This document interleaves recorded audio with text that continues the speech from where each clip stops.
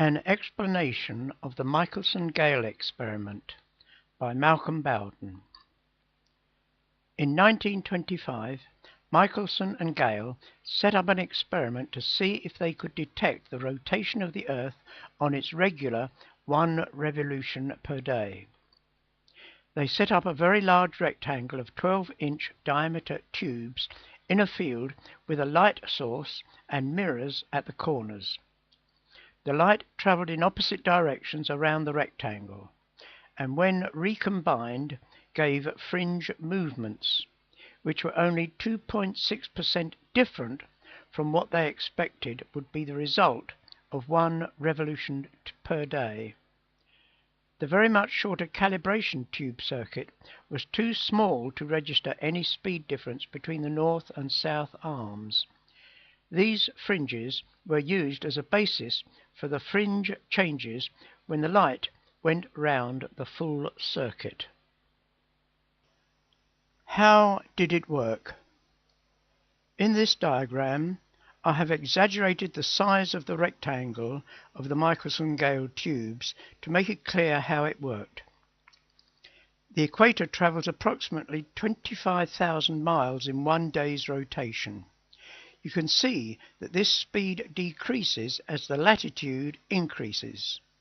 At 15 degrees of latitude, the circumference of that latitude is slightly smaller, so it only travels 24,150 miles in each day. The distance travelled per day reduces as the latitude increases, until it is 0 at the North Pole. Imagine their tube south arm being at the equator and the north arm on the 30 degrees latitude. The light going round the tubes in both directions would experience a higher velocity of the ether going through the south tube at the equator than when travelling through the northern tube at the 30 degree latitude. When they were recombined, they would produce a different fringe interference pattern when compared with the very much shorter path using the calibration circuit.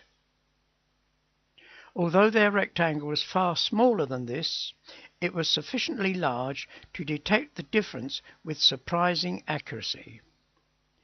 From 269 observations, they obtained an average change of 0.230 fringe. This was only 2.6% different to the calculated change expected of 0.236 fringe. Thus, within experimental accuracy, the ether was passing across the face of the Earth at the predicted 1 revolution per day. In their report, there is no mention of any conclusions they draw. They simply state the result. Here, surely we can conclude that there is an ether, and either 1. The Earth is rotating 1 revolution per day, or 2. The ether is rotating around us 1 revolution per day. That it was item 2 that was correct had already been demonstrated by Airy in 1871.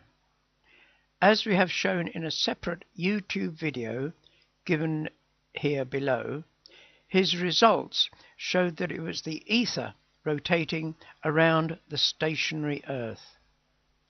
This was a disastrous result for the establishment scientists, who could not possibly allow any evidence that the Earth was in a special position in the universe to have any scientific support whatsoever. So Airy had to completely fudge his report to say his results merely refuted a proposal by Professor Klingerfues. So here we now have the MG experiment proving that there was an ether and that it was moving across the surface of the Earth 1 rotation per day. How does the present-day establishment scientists deal with the awkward results of the Michelson Gale experiment? They adopt their usual tactics of lying and obfuscation. I use the phrase relativity gobbledygook. The first thing they do is that, whatever the obvious interpretation of the results might be, they immediately boldly claim that they confirm relativity theory.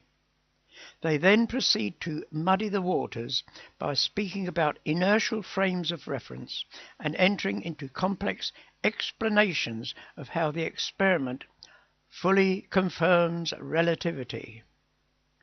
As an example, I give here the entry in Wikipedia for this experiment, and their confusion is obvious. It is a classic example of pure obfuscation and trying to bypass the most obvious conclusion of the results. Just listen to the weasel words they have to use. It should be noted that Michelson remained a believer in the existence of the ether to the end of his life. A quote from Wikipedia on the Michelson Gale Experiment. As it was already pointed out by Michelson in 1904, a positive result in such experiments contradicts the hypothesis of complete ether drag. On the other hand, the stationary ether concept is in agreement with this result, yet it contradicts, with the exception of Lorentz's ether, the Michelson-Morley experiment. Thus, special relativity is the only theory which explains both experiments. Emphasis MB. Does it really? Here is the bold claim. They do not bother to provide any explanation or evidence whatsoever. The experiment is consistent with relativity for the same reason as all other Sagnac-type experiments. See Sagnac effect. That is, rotation is absolute in special relativity because there is no inertial frame of reference in which the whole device is at rest during the complete process of rotation. Emphasis MB. This is pure relativity gobbledygook, used to wriggle out of clear evidence. Thus, the light paths of the two rays are different in all of those frames. Consequently, a positive result must occur. It is also possible to define rotating frames in special relativity by the Born coordinates. Yet in those frames the speed of light is not constant in extended areas anymore. Thus also, in this view, a positive result must occur. Today, Sagnac-type effects due to Earth's rotation are routinely incorporated into GPS. That's the end of the Wikipedia quote. This is another half-lie. They have claimed that Sagnac is explained by relativity, and that GPS corrections are the results of relativity. These GPS corrections are really classic corrections, including Sagnac, and are nothing to do with relativity. This claim is regularly made by relativists. There are a number of sites on the internet debunking the many false claims of relativity. One of the best, dealing with GPS satellites and many other problems with the theory that contends they are not affected by relativity, can be seen at the following link. Finally, to get rid of the Michelson-Morley failure to detect the 30 kilometers per second speed of the Earth around the Sun, Einstein just abolished the ether in his relativity theory. Yet here we have again clear evidence of the existence of the ether. There is no mention of this awkward fact in this review. Orthodox relativity scientists are all guilty of willful blindness. Malcolm Bowden, 5th of April 2017.